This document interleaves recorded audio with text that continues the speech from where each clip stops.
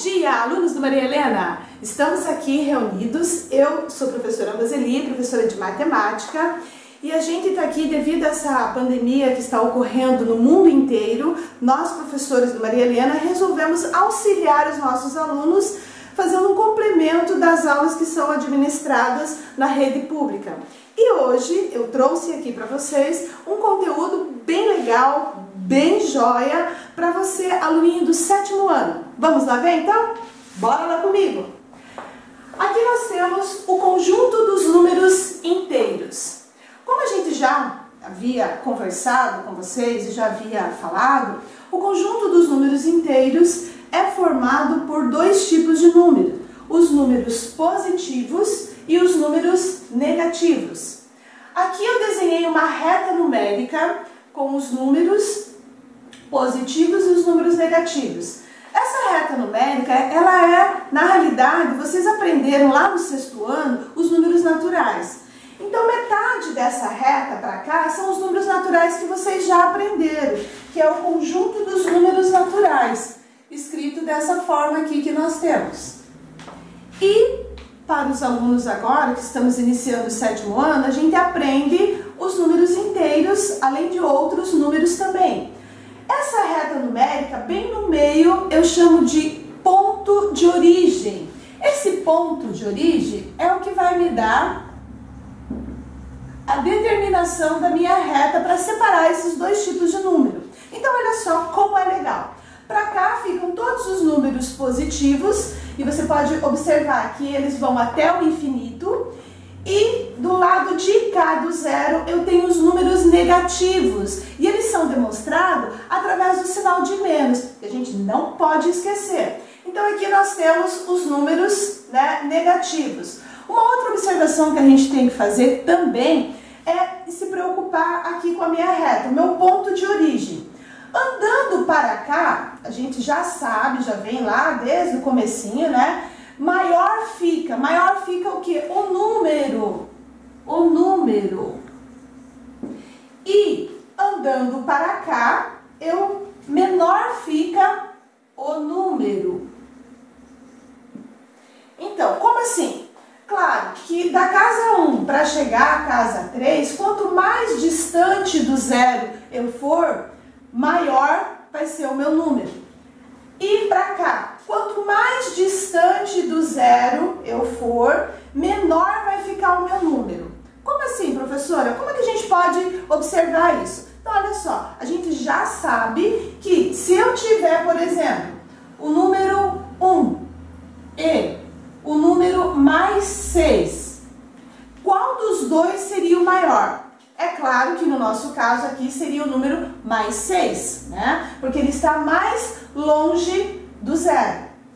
Vindo para cá, para os números negativos, se eu tiver lá menos 1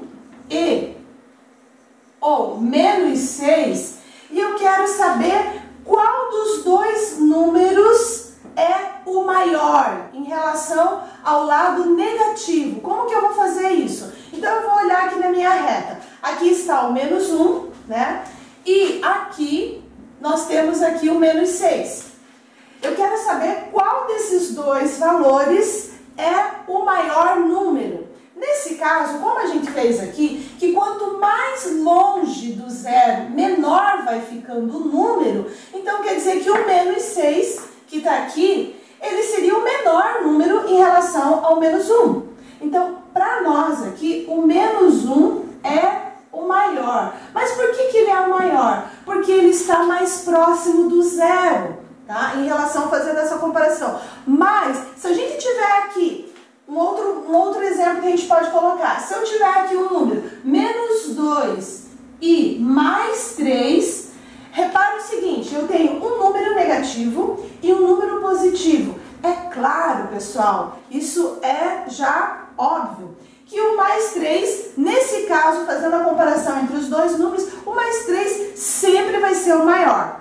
Então, assim, vamos só recapitular. Se eu tiver dois números negativos, para mim descobrir quem é o maior ou quem é o menor, eu coloco na reta e observo em que ponto da reta ele está. No caso aqui do menos 1 e o menos 6, o maior para mim é o menos 1, porque ele está mais próximo do zero. E o menos 6 passa a ser o menor número. Se eu tiver uma situação de um número negativo e um número positivo, o que acontece? Para mim saber quem é o maior. Para mim saber quem é o maior, sempre o sinal positivo vai prevalecer nesse caso. Mas, se eu quiser saber entre esses dois números, quem é o menor, nesse caso, o menos 2 seria o menor. Tudo bem? Outra situação que também pode acontecer, que pode aparecer no decorrer dos nossos exercícios. Número oposto ou simétrico. O que é isso? Oposto e simétrico. Olha só que legal. Vamos pegar o caso aqui do mais 2, né? O mais 2 está a 2 unidades do zero. Então, eu tenho aqui mais 2.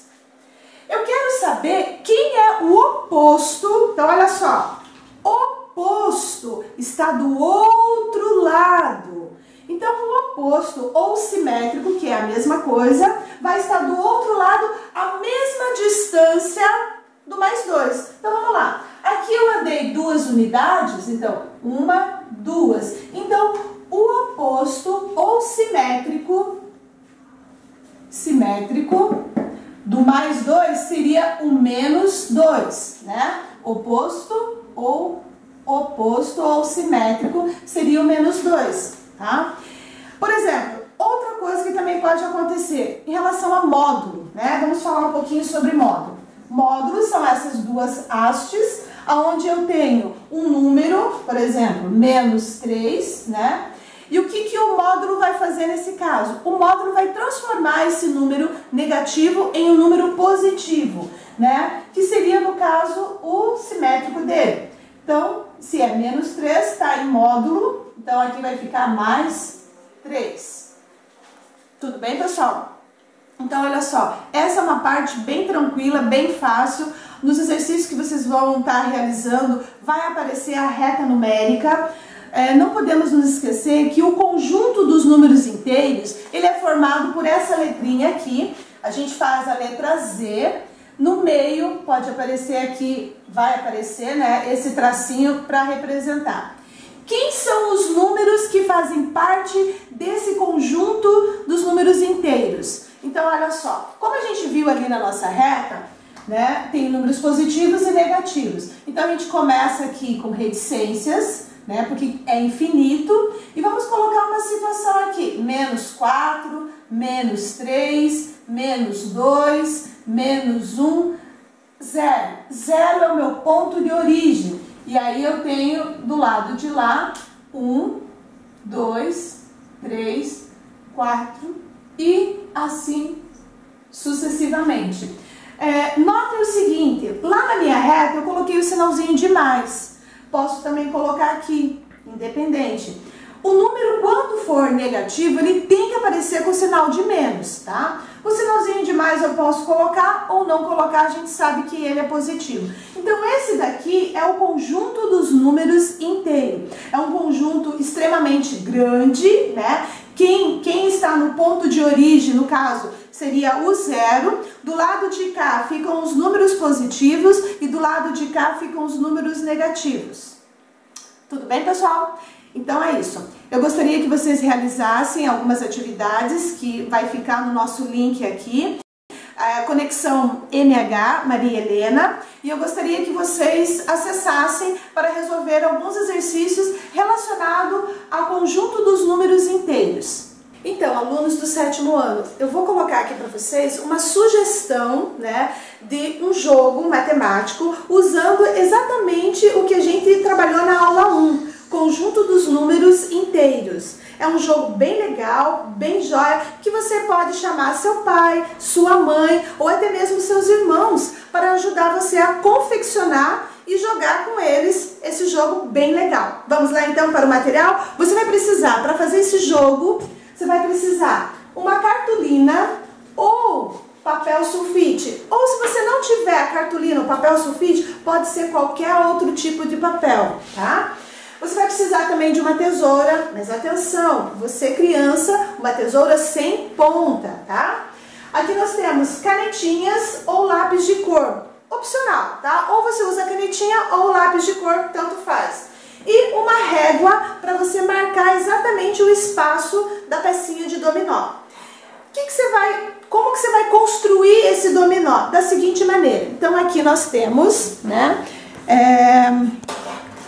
a tesoura sem ponta, o papel em branco, nesse caso é uma cartolina, aonde você vai recortar mais ou menos retângulos desse tamanho e de um dos lados você demarca bem o meio dele. Por quê? Porque de um lado vai colocar um número e do outro lado você vai colocar outro número. Mais ou menos assim você vai ter, né?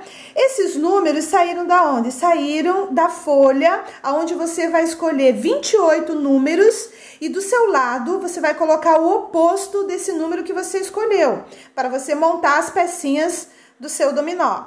E aí, o seu dominó vai ficar com essa cara aqui. Aqui nós temos um dominó já pronto, né? Essas são as pecinhas, né? Nós temos aqui 28 pecinhas. E como que a gente faz para jogar esse dominó?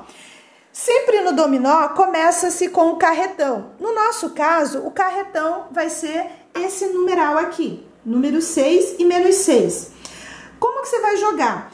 O oposto do 6 é o menos 6. Então, nós temos aqui o oposto que vai encaixar aqui, ó. Pode ver. O oposto aqui, nós temos o menos 6. Quem que vai encaixar aqui desse outro lado da minha pecinha? Também podemos colocar assim, como vocês são acostumados, né? Como é um carretão. Do outro lado, nós vamos colocar outra pecinha para que facilite para você. Então, a gente vai colocar aqui o menos 3 desse outro lado para encaixar, que é o oposto do numeral 3. Quem que você vai colocar aqui? Você pode ter uma pecinha aí, né? Mais 5, que seria o oposto, né? Do numeral menos 5, para encaixar aqui, ó. O oposto. E assim você vai montando o seu dominó. Você pode escolher desse lado ou desse lado aqui um número oposto e vai colocando os números até formar o seu dominó completo. Então, pessoal, essa foi a dica, né, para os alunos que vão estar trabalhando com os números inteiros, um dominó bem legal, bem criativo, que você pode fazer na sua casa, porque agora nós temos aqui ficar em casa, e esse joguinho vai ajudar bastante você a trabalhar com os números inteiros. Então, essa é minha dica para você sobre os jogos matemáticos, números inteiros.